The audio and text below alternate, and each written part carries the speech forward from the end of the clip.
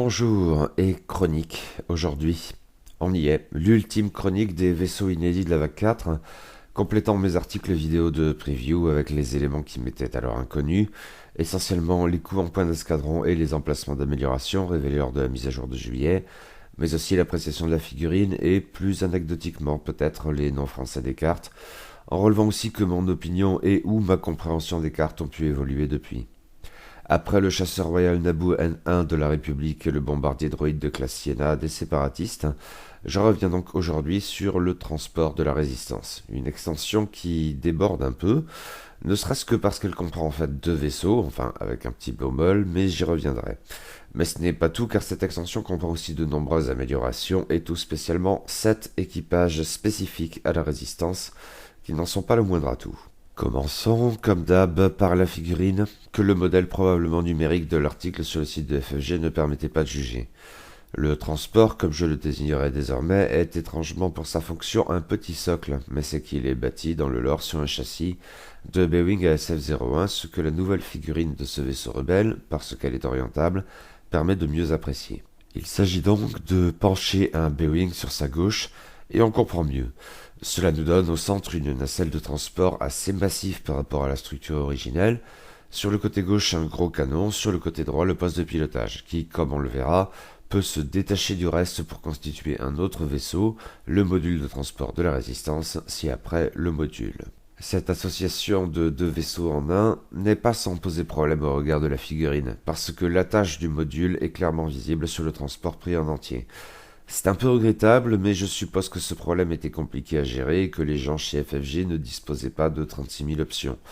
Je me demande quand même s'il n'aurait pas été possible de dissimuler la tâche en la plaçant à l'intérieur de l'encoche permettant d'emboîter le module sur le transport, mais honnêtement je n'en sais absolument rien et devrais donc la fermer.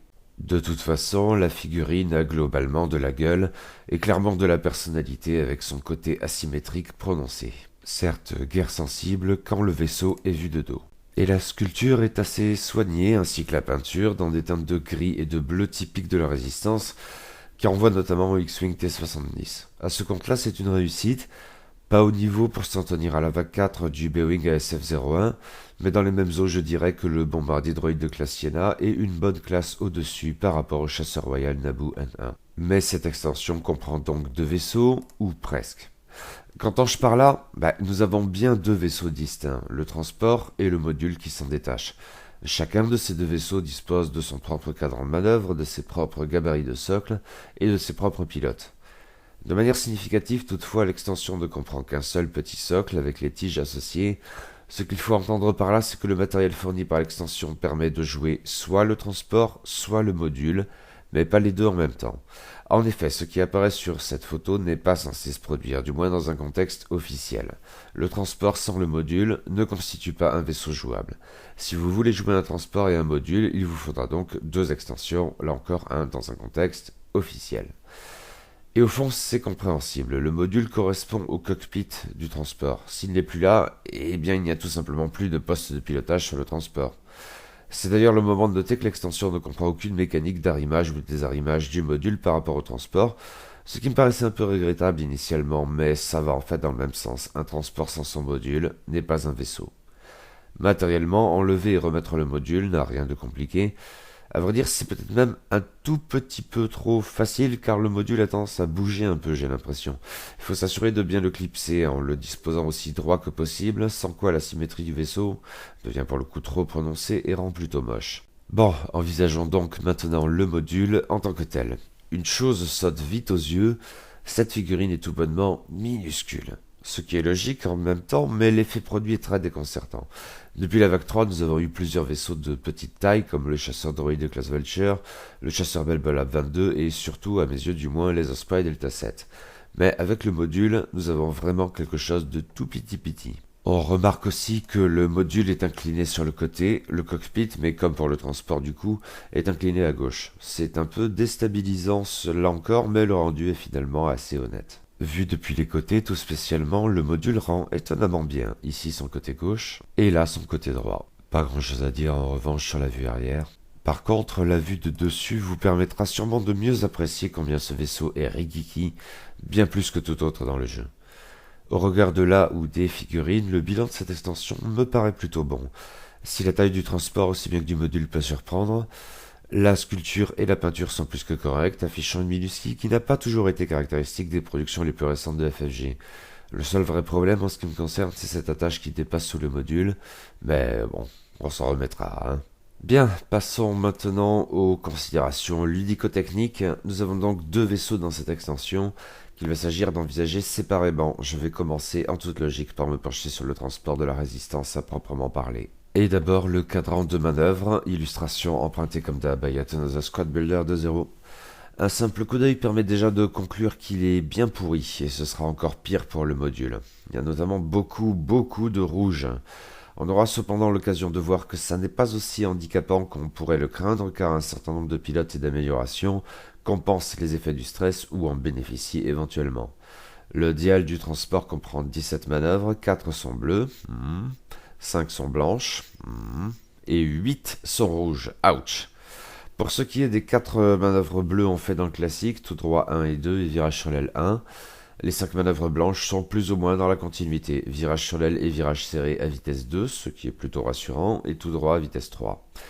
Pour ce qui est des 8 manœuvres rouges, nous avons le stop, toujours utile, les virages serrés à vitesse 1, les virages sur l'aile à vitesse 3, le tout droit 4 et... Wouhou, les marches arrière à gauche et à droite à vitesse 1.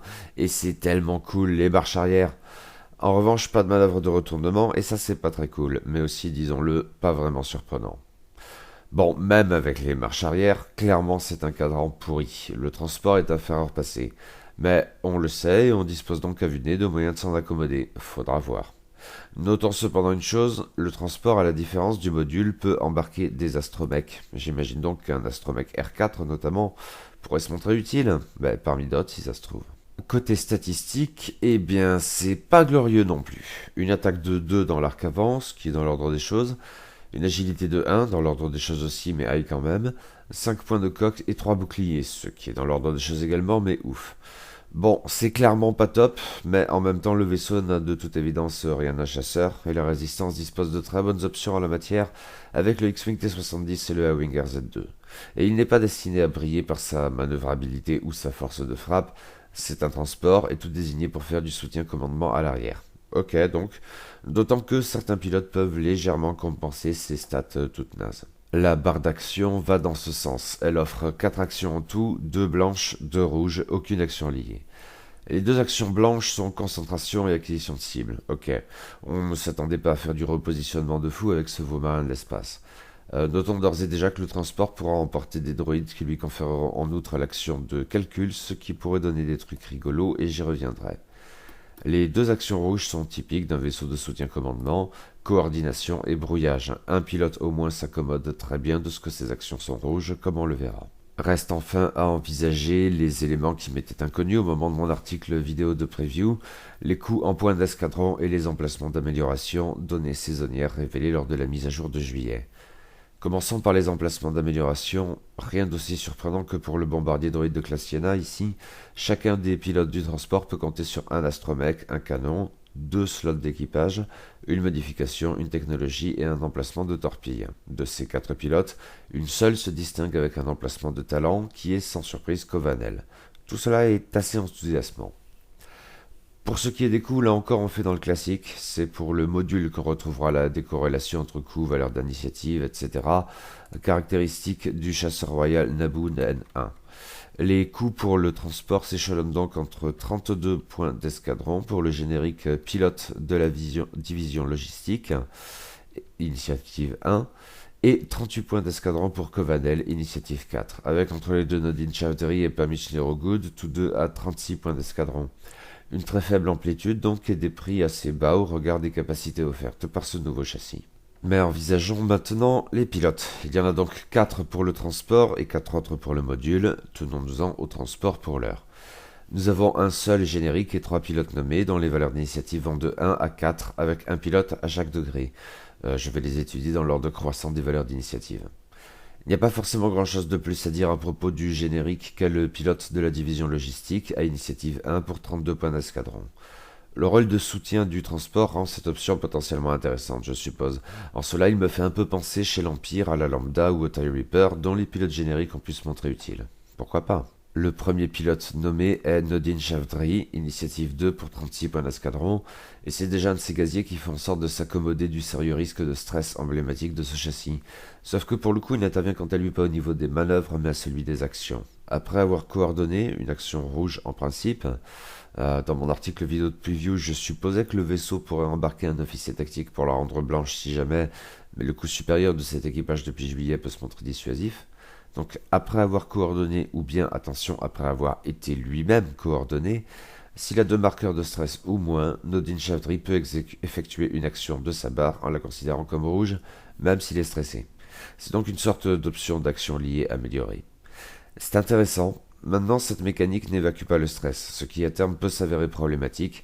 Le cadran du transport n'en fait pas le champion du bleu, mais on verra que l'équipage Corcella peut y remédier. Pilote nommée suivante, à initiative 3, mais pour le même coup de 36 points d'escadron que le précédent, Pamich Nerogood. Au fond, la dite a une capacité dans la continuité de celle de Nodine Chavdry, destinée à gérer le stress, mais la sienne porte sur les manœuvres. Si elle a 2 marqueurs de stress ou moins, elle peut exécuter des manœuvres rouges même en étant stressée. Ce qui est bien, même si à nouveau cette mécanique n'aide en rien à évacuer le stress, ce qui peut être problématique à terme. Mais là encore, Corcella, etc. Je ne sais pas avec certitude quelle capacité est la plus intéressante, de celle-ci ou de celle de Nodine Chavdry. Il y a des arguments des deux côtés. J'aurais tendance pour ma part à accorder la priorité aux manœuvres, outre que Pamich est une initiative supérieure, mais bon, à ce stade. Cependant, la possibilité pour Nodine de déclencher ses capacités quand il est lui-même coordonné, entre autres, me paraît à noter en sa faveur. Dernière pilote nommée, à initiative 4 pour 38 points d'escadron, Covanel, par ailleurs la seule de ces pilotes à disposer d'un emplacement de talent, on l'a vu. Concernant ses capacités spéciales, il s'agit cette fois non pas de s'accommoder du rouge, mais d'en profiter. Quand Covanel défend ou effectue une attaque d'arme principale, c'est à noter, le transport peut s'équiper de torpilles et de canons, mais ça ne marchera pas pour ses cartes. Si la manœuvre révélée sur son cadran est rouge, ce qui est donc très facile et relativement probable un tour sur 2, alors elle jette un dé supplémentaire. Ce qui est très bien, les statistiques médiocres du transport deviennent subitement plus intéressantes. Notez, c'est là encore une mécanique impliquant de conserver le cadran de manœuvre du vaisseau durant tout le tour et bien attribué en prenant en compte la notion de manœuvre révélée. J'en avais causé en chroniquant le chasseur royal Naboo N1, mais le chasseur de la République n'est donc d'ores et déjà pas forcément une exception. Mais à ce propos, c'est donc la manœuvre révélée sur le cadran qui compte, pas le fait d'en avoir acquis un marqueur de stress. L'article Rebellion Reborn qui présentait l'extension développait une combo rigolote avec l'équipage Leia Organa, et la générale est probablement la star de cette extension, j'y reviendrai plus en détail forcément. Si Covanel révèle une manœuvre rouge, Leia peut dépenser un marqueur de force, oui, pour rendre cette manœuvre effectivement blanche. Cependant, la manœuvre révélée demeure rouge, et la pilote bénéficie donc de sa capacité spéciale sans avoir à en payer le prix en se stressant. Amusant. On le voit, les options pour s'accommoder du rouge ou même en bénéficier ne manquent pas. Et d'autres équipages de cette extension sont en fait à prendre en compte à cet égard, mais j'y reviendrai en temps utile. Le cadran et la barre d'action du transport ne doivent donc pas effrayer outre mesure, le vaisseau a davantage de ressources qu'on ne le croirait, à s'y arrêter un peu trop prématurément. Mais il y a donc un deuxième tout petit vaisseau dans l'extension transport de la résistance, et c'est le module de transport de la résistance, soit le cockpit détachable du transport à proprement parler. Un machin qui a joué un certain rôle dans les derniers Jedi, avec à bord Finn et Ross Tycho, qu'on ne s'étonnera donc pas de retrouver parmi les pilotes, mais il y en a 2 autres. Bon, les pilotes, on verra ça plus tard, commençons par le cadran de manœuvre, qui est sans surprise pourri. Si le transport est un fer à repasser, le module est un petit fer à repasser. Encore qu'avec des options surprenantes. Le cadran de manœuvre du module comprend 15 manœuvres différentes. 4 sont bleues, 5 sont blanches et 6 sont rouges. Pour les manœuvres bleues, ce sont les mêmes que pour le transport, tout droit 1 et 2 et virage sur l'aile 1. Côté manœuvre blanche, c'est la même chose, tout droit 3, virage sur l'aile 2, virage serré 2. C'est au niveau des manœuvres rouges que le module se distingue du transport. Tout droit 4, virage sur l'aile 3, virage serré 1. Jusque là c'est la même chose. En revanche, le module perd le stop et les marches arrière, mais gagne un Koyogrand 3, soit une manœuvre de retournement, ce qui fait défaut au transport. Bon, ça reste une brique, juste une petite brique. Et côté stats, c'est pas glorieux non plus.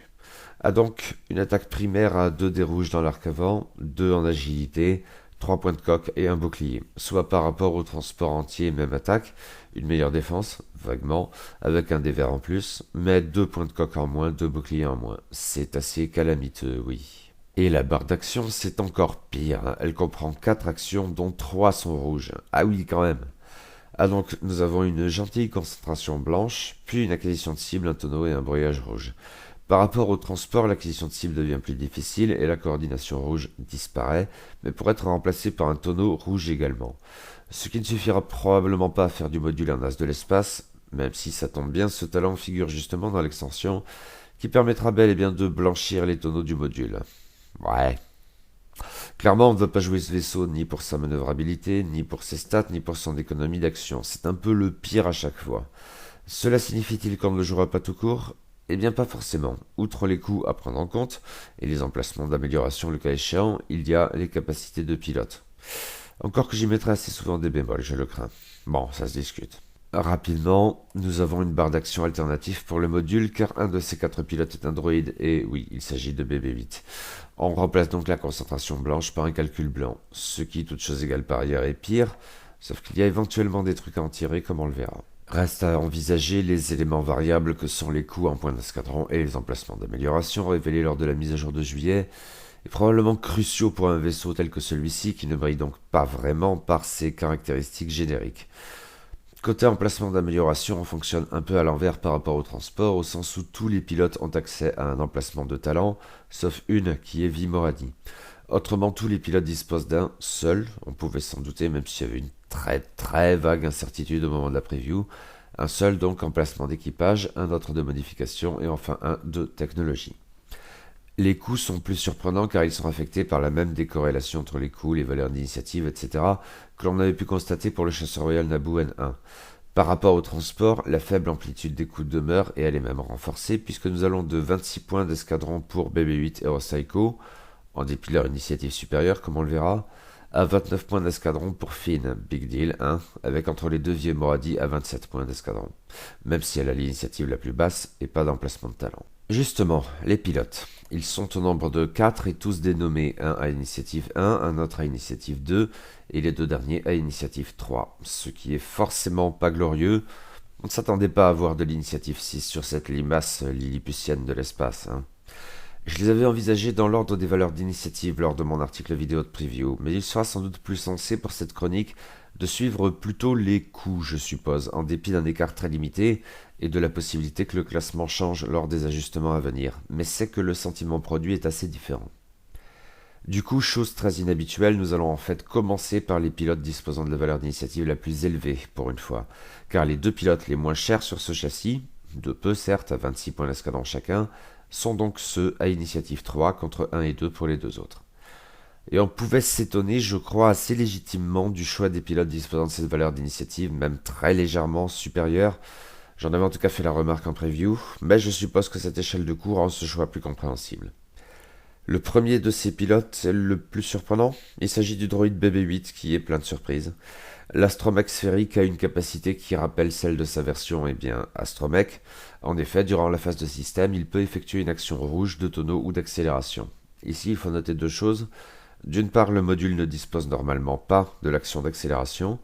D'autre part, ceci a lieu lors de la phase de système. Du coup, cet effet peut être suivi d'une manœuvre bleue, si on y arrive, qui purgerait BB-8 du stress acquis juste avant en accomplissant cette action rouge. Dans l'absolu, c'est pas mal du tout. Maintenant, le module est-il le vaisseau le plus en même d'en bénéficier? Ça, c'est vraiment pas garanti. Au passage, BB-8 étant obviously un droïde, il remplace sa concentration par le calcul sur sa barre d'action. Cela peut avoir son importance favorable, comme on le verra un peu plus loin. Next, nous avons, sans surprise, Rostyko qui emprunte avec Finn un module à destination de Canto Bight dans les derniers Jedi. Comme BB-8, de manière pas moins surprenante, je trouvais, elle bénéficie donc de cette initiative vaguement supérieure à 3, pour le même coût que le droïde, soit 26 points d'escadron. Mais cette fois, Rostyko pilote est pour le coup très différente de l'équipage Rostyko que nous connaissions déjà, avec une capacité spéciale qui n'a absolument rien à voir. Quand elle se défend ou effectue une attaque, elle peut relancer un dé pour chaque vaisseau allié dans son arc de tir.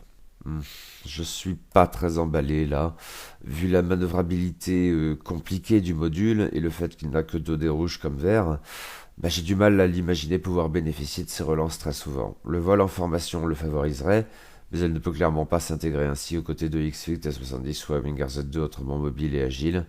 L'article Rebellion Reborn avançait qu'elle pourrait bien fonctionner avec l'équipage GA97 que nous verrons plus loin, mais ça me paraît une association très fortuite et sans véritable intérêt. Il y a peut-être, probablement, un truc qui m'échappe ici, mais en l'état je ne trouve pas ça terrible, vraiment pas. En fait, des 4 pilotes du module, c'est clairement celle qui m'intéresse le moins et c'est dommage. Par contraste, en payant un point d'escadron de plus, soit 27, nous passons à la pilote qui m'intéresse à vue de nez le plus pour le module, et qu'importe si cela implique de redescendre à une initiative minimale de 1 et à la perte de l'emplacement de talent. Il s'agit de Vi Moradi. J'avais eu l'occasion d'en parler par ici dans mon premier article vidéo Univers autour de Phasma. En effet, ce personnage a été créé pour le roman Phasma de Delilah S. Dawson et il m'avait plutôt plu. Je la voyais bien constituer un atout pour la résistance, voire pour les scums, car c'est aussi une contrebandière. Ceci dit, je ne m'attendais pas à la voir en pilote, plutôt en équipage. Le choix de l'associer au module de transport de la résistance se défend, surtout en fait dans la mesure où il joue sur le fait que, dans le roman et pour la résistance, elle est avant tout une espionne et du genre doué. En effet, la capacité spéciale de Vi Moradi est associée à une carte d'état du nom d'information compromettante, et ce nom renvoie bien au roman pour le coup, condition que l'on attribue à un vaisseau ennemi lors de la phase de préparation. Cette carte a plusieurs effets. D'abord et surtout, durant la phase de système, si Vi Moradi est à portée 0 à 3 du vaisseau qui s'est vu attribuer information compromettante, alors ce dernier doit révéler et garder révélé son cadran de manœuvre, ce qui est toujours bien pour le repositionnement. En outre, quand le vaisseau affligé de la carte d'état attaque Vi Moradi ou se défend contre elle, il ne peut pas utiliser de marqueur de concentration, ce qui est un petit plus sympathique et pourrait permettre à notre espionne de survivre un peu plus longtemps. Ce n'est certes pas la première fois que X-Wing V2 met en place ce genre de mécanique d'espionnage. Il y avait déjà l'informateur avec son dispositif d'écoute, le pouvoir de la force sens, et même dans le cadre de la nouvelle trilogie, le parfaitement injouable Supreme Leader Snoke. Et tout ceci s'est avéré plus ou moins efficace, je suppose plutôt moins que plus globalement, mais la mécanique propre à Vi Moradi me paraît assez intéressante, davantage probablement. En preview, j'avançais que la jouabilité de cette pilote dépendrait largement de son coût. À 27 points d'escadron seulement, elle me paraît pouvoir constituer un atout assez remarquable. Probablement pas au niveau, disons, du vaisseau de secours associé au Faucon Millennium de Lando, qui avait bien tourné chez les racailles avant d'être assez salement nerfé en juillet, mais je suppose qu'elle demeure à prendre en compte et ça me fait bien plaisir. Là encore, l'article Rebellion Reborn illustrait une synergie sympathique, plus qu'une combo à proprement parler. Vi Moradi va bien avec l'équipage Kydel Konix. L'information parfaite sur la manœuvre adverse s'associe à une option de bidouillage de la manœuvre qui permet de faire de l'arc dodging. Bon, à voir si ça sera vraiment pertinent. Je crois que Kydel Konix se montrera bien plus intéressant dans d'autres configurations, mais j'y reviendrai en examinant les différents équipages de l'extension, dont je tends à croire qu'il constitue peut-être son principal atout. Reste un dernier pilote du module à envisager, qui est donc très relativement le plus cher, à 29 points d'escadron, pour une initiative intermédiaire de 2 avec slot de talent. Et il s'agit de Finn, forcément, dont la carte française étrangement ne reprend pas le petit gag de la VO le qualifiant de big deal, pour parler de choix difficiles, pas forcément de très bon augure. Finn, pilote de module, rappelle pas mal l'artilleur Finn que nous connaissions déjà, tout en s'en distinguant un peu. En effet, tant qu'il défend ou effectue une attaque, il peut ajouter un résultat vierge, ou bien il peut s'infliger un marqueur de contrainte pour ajouter toujours un résultat concentration à la place. Du coup, Finn pilote, un peu comme Finn artilleur, mais de manière sans doute moins unilatérale, c'est une carte qui appelle à la combo. Sauf que cette fois, il ne peut pas seconder Rey de la sorte, une association bien connue. Rien ne me vient en tête à ce propos, cela dit. Seulement, dans mon article vidéo de preview, je me focalisais probablement trop sur cet aspect. Or, à ce coût qui demeure raisonnable, même en étant le plus élevé, très relativement, sur ce châssis hors norme, il y a probablement quelque chose à en faire. D'autant que ajouter un résultat concentration en échange d'un marqueur de contrainte, ça n'est vraiment pas cher payé. Certains lecteurs ou abonnés m'en avaient fait la remarque avant même la révélation des coûts lors de l'ajustement de juillet et à bon droit. Si les caractéristiques génériques assez rudes du module ne déchaînent pas exactement mon enthousiasme, oui, je suppose aujourd'hui que Finn mérite bien qu'on s'y attarde, et je l'associe donc à Vi Moradi pour la première place du podium, la deuxième revenant à BB-8 et la dernière à Rostaiko. De toute façon, avec quelques bémols ici ou là, je suis porté à croire que les atouts les plus significatifs de l'extension de transport de la résistance résident dans les nombreuses améliorations qu'elle inclut, parmi lesquelles 7 améliorations inédites spécifiques à la résistance, qui sont 7 équipages. Tout de même. Mais dans une faction aussi pourvue en slot d'équipage, 4 de ces 6 vaisseaux existants à ce jour peuvent en embarquer, c'est intéressant tout ça. Ces équipages se répartissent en deux groupes, d'abord 5 officiers de soutien commandement et ensuite 2 droïdes qui font des trucs de droïdes, mais chelous pour le coup. Commençons par les officiers. Et d'abord avec Amélie Noldo, 9 points d'escadron. Son effet a lieu au début de la phase d'engagement et implique le vaisseau embarquant la vice-amiral et un autre à portée 1 à 2. Le premier de ces vaisseaux peut transférer au second un de ses marqueurs, à la condition que celui-ci n'en ait pas déjà un de ce type, et on peut procéder à un autre échange dans les mêmes conditions en sens inverse. L'article Rebellion Reborn en fournissait un exemple simple. Amélie Noldo est à bord d'un transport doté d'un marqueur de concentration, un A-Wing RZ-2 est à portée 1 à 2 du transport, et le dit A-Wing est menacé par un chasseur TIE-FO qui l'a verrouillé et qu'il a dans son arc avant. Toutefois, le transport est en dehors de l'arc du chasseur du premier ordre. La vice-amiral transfère son marqueur de concentration au A-Wing qui ne dispose d'aucun marqueur de ce type, et comme son transport n'est pas verrouillé, elle récupère en échange l'acquisition de cibles réalisée par le vaisseau du premier ordre sur le chasseur résistant. Du coup, le A-Wing se défendra bien mieux à deux titres, il pourra dépenser le marqueur vert pour assurer des évasions, et le TIE ne sera pas en mesure de cramer son lock pour le fumer. C'en est un bon usage et relativement crédible, tous les exemples figurant dans les articles de FFG ne sont pas dans ce cas. Mais ça n'est qu'un exemple, on peut imaginer transférer bien des marqueurs différents, positifs comme négatifs, y compris pour faire des trucs très bizarres, hein. Un marqueur de rayon tracteur. Et c'est vraiment pas mal du tout comme faculté, ça peut rappeler la capacité de Plo Koon chez la République, mais en beaucoup mieux. Au passage, les vaisseaux de cette extension ayant tendance à accumuler du stress, Amélie Noldo pourrait en fournir une option de gestion pas dégueu, mais la vice-amiral pourrait très bien être embarquée utilement sur un autre vaisseau résistant, et l'extension propose d'autres options plus appropriées à cette tâche. Maintenant, à 9 points l'escadron, elle est assez chère, on pouvait s'y attendre et ça me paraît un coût raisonnable, on verra bien ce que cela donnera sur les tapis de jeu. Kyle Konix, 5 points d'escadron, a été rapidement envisagé plus haut, mais revenons-y plus en détail. Je crois qu'elle le vaut bien. Pourtant, c'est une de ces cartes offrant de modifier la manœuvre que vous avez choisie sur votre cadran, et hors cas bien particulier du Naboo, de manière générale, je ne suis pas hyper emballé par ses capacités. Je tente toutefois à considérer que Kyle Konix est au-dessus du lot dans ce domaine. Ah donc, après avoir révélé sa manœuvre, on peut la modifier pour qu'elle devienne une manœuvre basique, attention, de la vitesse immédiatement supérieure, en augmentant la difficulté de cette nouvelle manœuvre. Elle ne devient donc pas automatiquement rouge, comme c'est assez souvent le cas avec ce type de carte, j'ai l'impression. Il faut noter une chose, la manœuvre d'arrivée doit être basique, mais celle de départ peut ne pas l'être. On conçoit très bien un retournement un peu trop hâtif ou un stop trop timoré, que Kyle Konix pourrait changer en tout droit par exemple à une vitesse supérieure, et ça pourrait changer pas mal de donnes. Bien sûr, ce genre de capacité joue régulièrement sur l'information. On ne se donnera donc pas que l'exemple fourni dans Rebellion Reborn impliquait Vi Moradi dans la même extension. Je l'avais mentionné plus haut, mais arrêtons-nous-y un peu. Ici, Vi Moradi a placé la carte d'état information compromettante sur un chasseur TIE-FO. Celui-ci étant rapporté 1 à 3 du module, il a dû révéler son cadran, et on en déduit que la manœuvre choisie par la résistante, un tout droit à vitesse 2, la placerait dans l'arc de tir du vaisseau du premier ordre à portée 1, ce qui ne serait pas très cool. Mais hop, Kyle Konix est là, et Vi Moradi peut donc opter à la place pour un tout droit blanc à vitesse 3 qui l'a fait pile poil sortir de l'arc du taille, la vie est bien faite. Je ne suis pas persuadé que cet exemple exprime au mieux l'intérêt de Vi Moradi. Son espionnage, j'ai tendance à croire, devrait autant que possible profiter à d'autres vaisseaux. Mais Kyle Konix s'y montre assurément utile, et l'hypothèse demeure assez raisonnable. À creuser. Vient ensuite Corcella, 6 points d'escadron. À la différence, je crois, de la plupart des autres équipages résistants de cette extension, qu'on envisage très bien sur d'autres vaisseaux, celle-ci paraît tout de même plutôt calibrée pour le transport, mais ça se discute, et tout récemment le camarade Albul avait joué sur le YT-1300 récupéré par exemple, et on peut toujours envisager d'autres hypothèses. Elle stipule que le vaisseau l'embarquant quand il fait une manœuvre bleue évacue tous ses marqueurs de stress et non un seul. C'est pourquoi on l'imagine assez bien accompagnant Nodin Chavdri ou Pamich Nerogood notamment, qui accumulent du stress mais doivent s'en purger à terme. J'ai assez souffert du stress accumulé dans bien des parties pour bénir une amélioration de ce type, mais je tends à croire qu'en dehors du transport, cette capacité serait probablement un peu trop situationnelle, hors combo du moins. Bon, ça se discute donc. Passons ensuite à l'Armadassi, 4 points d'escadron, qui pour le coup pourrait bien s'associer aussi bien au pilote de transport cité à l'instant qu'à Corcella elle-même, et aussi à une autre carte qu'on verra plus tard. Et donc l'Armadassi fait que si on a 2 marqueurs de stress ou moins, le même vocabulaire que pour Nodin Chavdri et Pamich Nerogood, on peut effectuer les actions de renforcement, coordination et brouillage même en étant stressé. Maintenant, quand on effectue une de ces actions, si elle est normalement blanche, alors il faut l'envisager comme rouge. Oui, c'est très intéressant, notamment pour les 2 pilotes recités.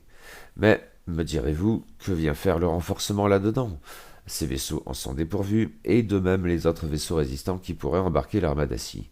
Tout à fait, mais c'est qu'il faut prendre en compte une autre amélioration de cette extension, la modification déflecteur orientable. J'y reviendrai le moment venu. D'ici là, il nous faut envisager un dernier officier de la résistance, et pas le moindre, la générale Leia Organa en personne.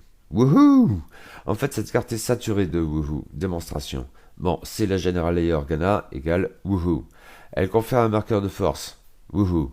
Elle confère aussi une action de coordination violette. Wouhou. Elle produit un effet à la Leia rebelle qui était trop pété vu son coup ridicule et du coup ça n'a pas duré depuis JSC plus raisonnable. Et en même temps, mais faut pas lui dire, à la Palpatine. Wouhou, double wouhou. Elle combatte avec plein de trucs dans cette extension ou ailleurs. Wouhou.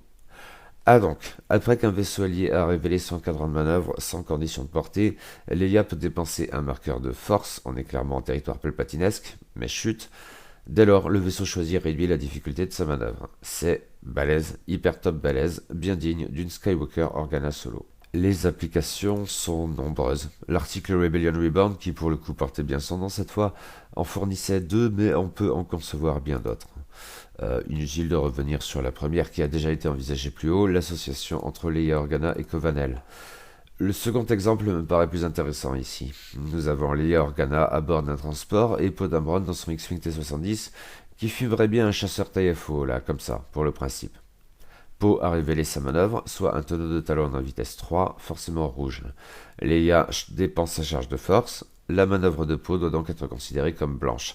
Du coup, Poe n'est pas stressé, ce qui lui permet de faire une accélération et d'utiliser ses capacités spéciales pour obtenir un marqueur de concentration. Bref, petit IFO partira bientôt. Tout cela est donc très wouhou. Mais comme on pouvait le supposer, tout ceci a un coût, qui est moins wouhou, ou qu'il est aussi, ça dépend ce qu'on entend par là. La Leia Organa résistante est vraiment très forte, bien plus que celle de l'Alliance Rebelle qui était déjà très cool. Et elle coûte donc sans surprise bien plus cher que son avatar plus jeune, 19 points d'escadron. Mais vous savez quoi? Pour toute autre carte ou presque à ce niveau-là, j'aurais jeté l'éponge en maugréant qu'elle est injouable. Dans le cas de la Leia résistante, pourtant, je crois vraiment qu'elle demeure jouable. Que ce prix, certes très élevé, n'est pas excessif et que, idéalement, il ne devrait pas la garder hors des tapis de jeu. Bon, on verra bien, je ne suis pas exactement un prophète très doué, hein. Maintenant, parallèlement au coût en points d'escadron, il faut prendre en compte une chose. Comme Palpounet, mais chut, ou le tout naze et pas seulement nazi suprême Leader Snoke, la générale, et c'est bien naturel, nécessite l'emploi de deux emplacements d'équipage. Cela limite les options pour l'embarquer, mais pas tant que cela non plus. Outre le transport, le YT-1300 récupéré également peut avoir Leia à bord. Deux vaisseaux très différents sur les 6 que comprend la faction à ce jour, ça n'est pas si drastique que ça, hein, loin de là. Voilà pour les officiers, mais il reste encore à envisager deux droïdes qui font des trucs chelous. Enfin, surtout le premier d'entre eux répondant au Doudan de GA97 et qui coûte 9 points d'escadron et qui introduit dans X-Wing une notion de réserve courante dans d'autres jeux. J'entends par là une mécanique retardant l'arrivée sur le champ de bataille sans qu'il soit nécessaire de faire intervenir le désarrimage. La notion de réserve était autrement déjà employée, par exemple pour des vaisseaux susceptibles d'être déployés mais depuis un vaisseau en jeu.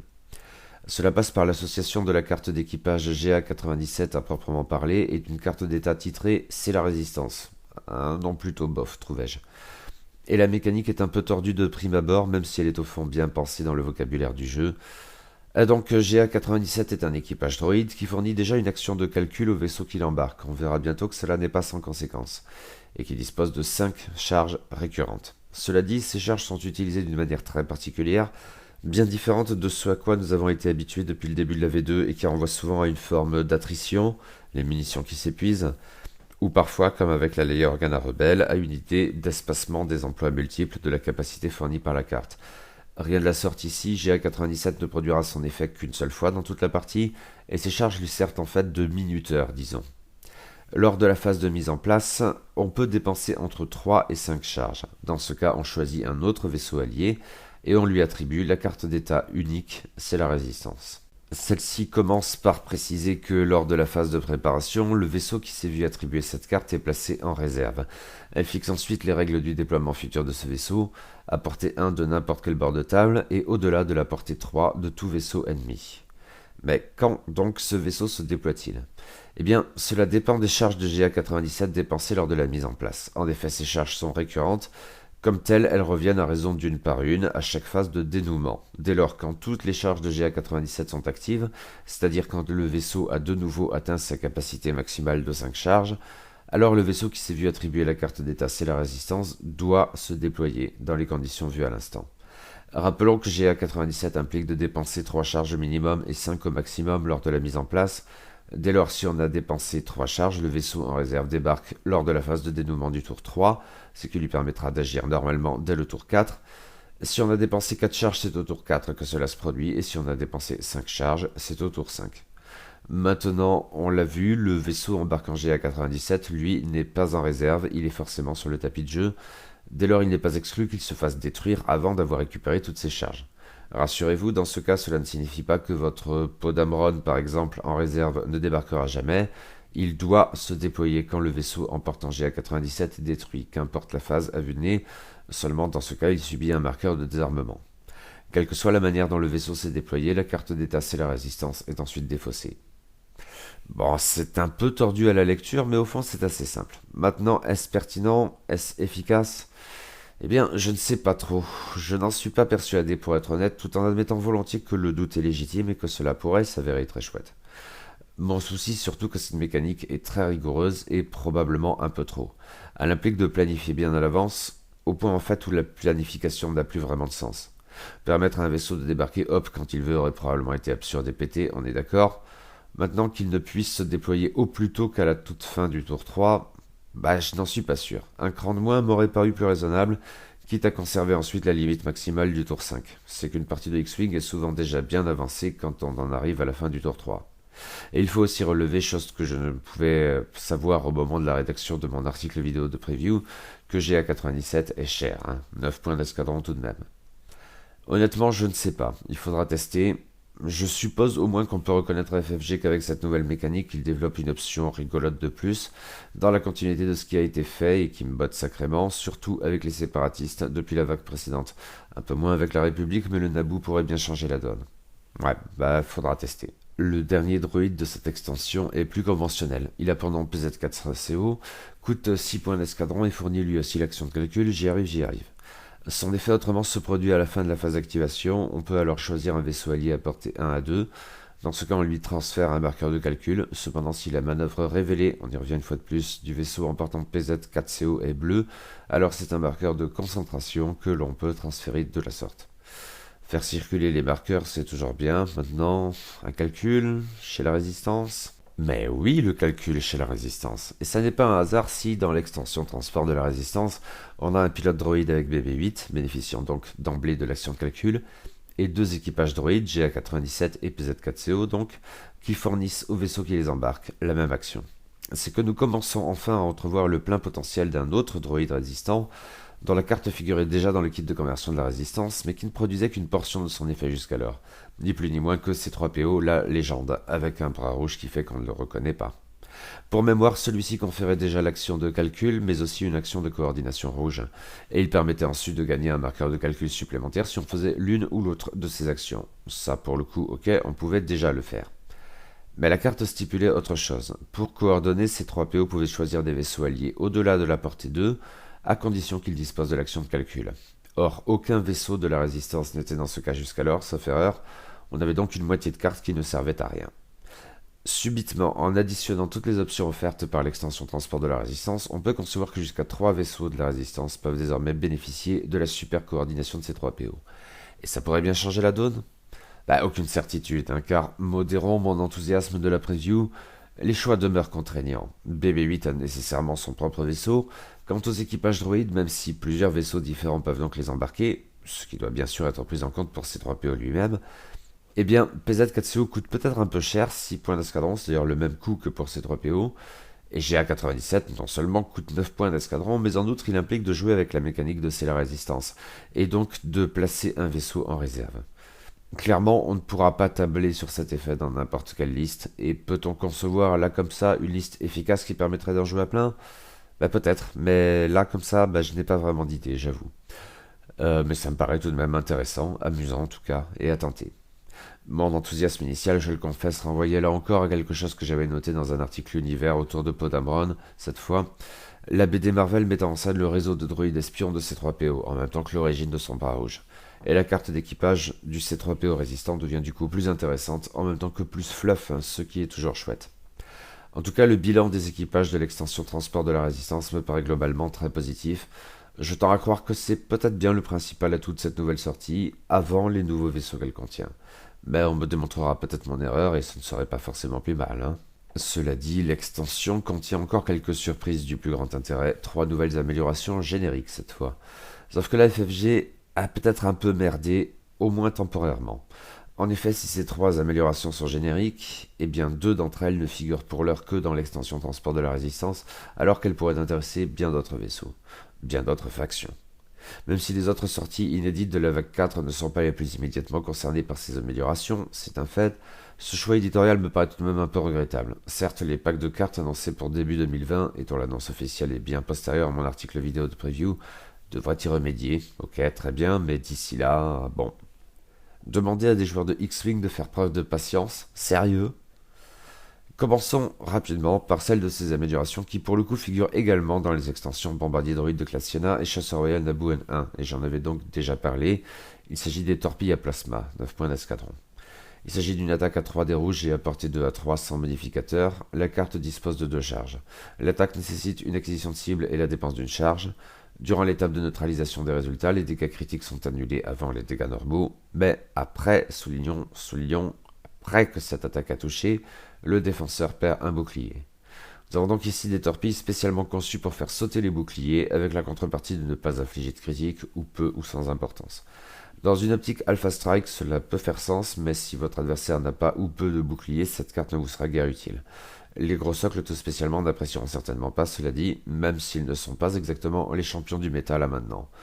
Reste que les coups rendent cette amélioration plutôt attrayante à vue de nez, on verra bien ce que ça donnera. Les 2 autres améliorations génériques inédites de l'extension transport de la résistance ne figurent donc que dans cette extension pour l'heure. Et c'est dommage parce qu'elles sont au moins intrigantes et alléchantes si leur efficacité reste encore à démontrer. La première d'entre elles est un canon, nous parlons des autoblasters, 2 points d'escadron. C'est une attaque à 2 dés rouges dans l'arc avant et à portée 1-2, les modificateurs de portée s'appliquant normalement. Cependant la carte précise aussitôt que si le défenseur est dans le bullseye de l'attaquant, alors on jette un dé rouge de plus. Ce qui est bien, encore faut-il avoir sa cible dans le bullseye et à vue de nez le transport, qui n'est pas exactement un champion de la manœuvre du repositionnement, n'est probablement pas le vaisseau le plus à même d'en profiter. Mais la carte produit un autre effet, durant l'étape de neutralisation des résultats, si l'attaquant n'est pas dans l'arc avant du défenseur, alors les résultats évasion de ce dernier n'annulent pas les dégâts critiques.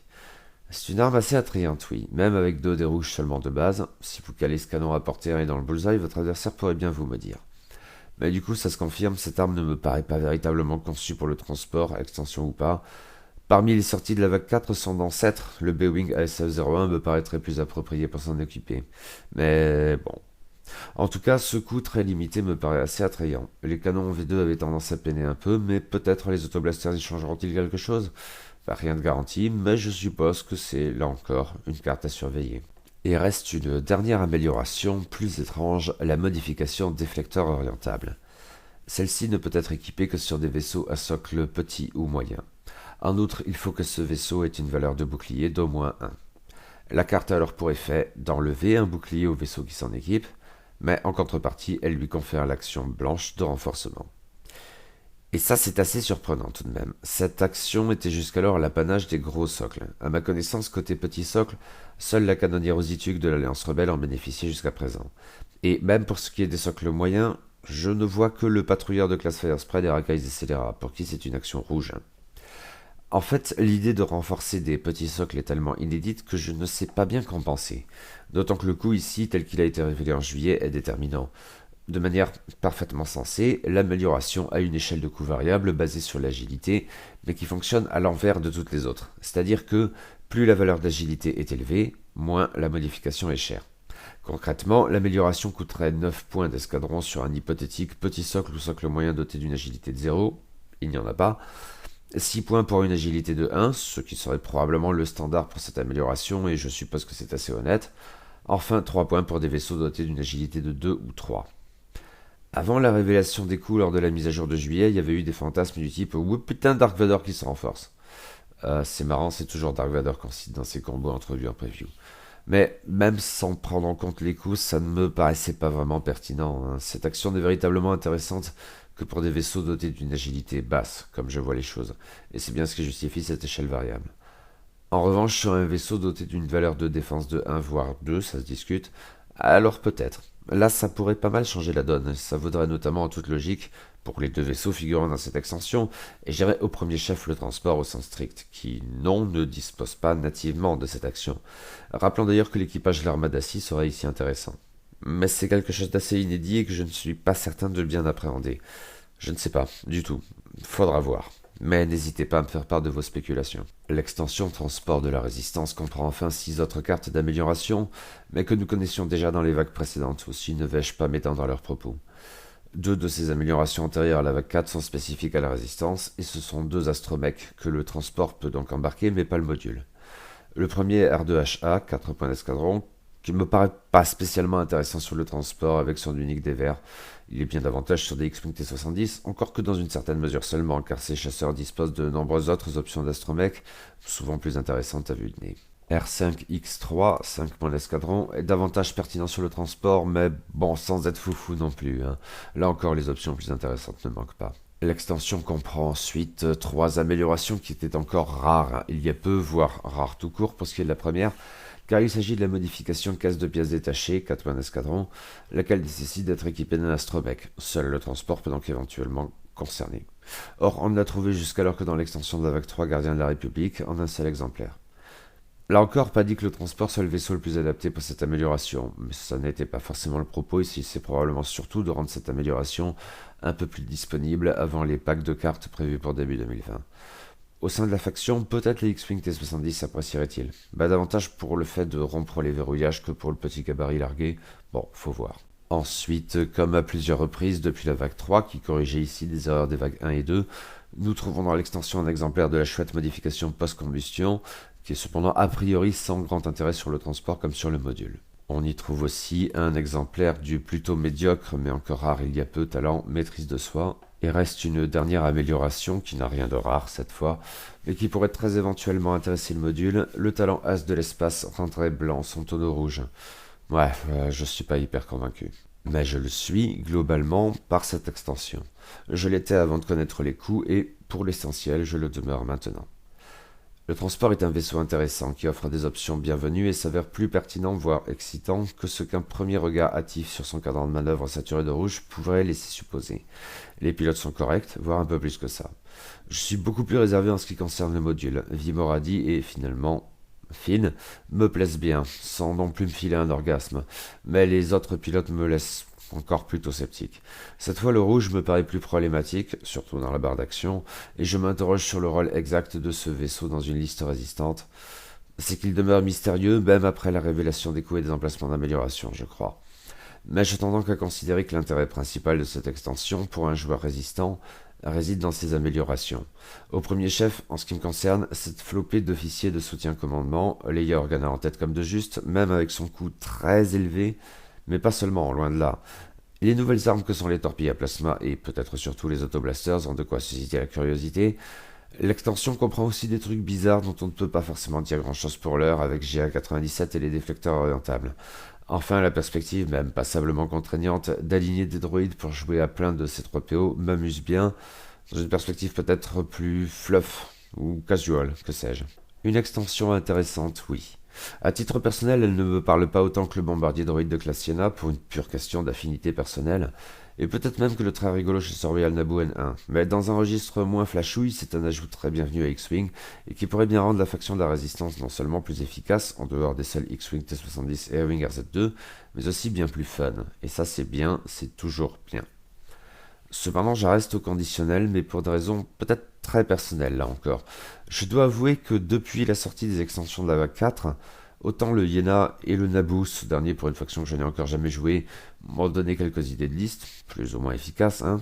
Autant le transport et le module, et même ces chouettes officiers, à vrai dire, eh bien je ne sais pas vraiment qu'en faire. Je manque d'idées, de trucs qui m'enthousiasment vraiment. Je redoute un peu, à vrai dire, de me retrouver confronté à ce même souci qui m'a toujours affecté pour l'Alliance Rebelle. Je sens qu'il y a des trucs forts et des trucs qui devraient être amusants, mais non, je ne sais pas quoi en faire, je suis un peu pris au dépourvu. À la différence de l'Alliance Rebelle que je ne sais décidément pas du tout gérer, la faction de la Résistance comprend un certain nombre de trucs qui m'excitent un tantinet, sur le papier du moins. Mais quand vient le moment de composer une liste, eh bien je sèche. Il me faudrait probablement travailler tout ça, tester des trucs qui me pourraient permettre de mieux entrevoir les potentialités de la faction en efficacité comme en fun. Bon, on verra, parce qu'une chose est sûre, il y a clairement de quoi faire. Et voilà, fin de cette longue chronique, et donc, eh bien, l'instant promotionnel habituel, hein, vous connaissez. Donc voilà, la chaîne a besoin de vous. Donc si vous voulez la soutenir, n'hésitez pas surtout à vous abonner, à mettre des petits pouces vers le haut, à commenter, à partager, tout ce genre de choses. Ça fait toujours un grand plaisir et merci d'avance. Et je vous retrouve bientôt pour une autre vidéo dont je ne connais pas encore le sujet. Bon, on verra, j'ai plusieurs pistes. Allez, à la prochaine.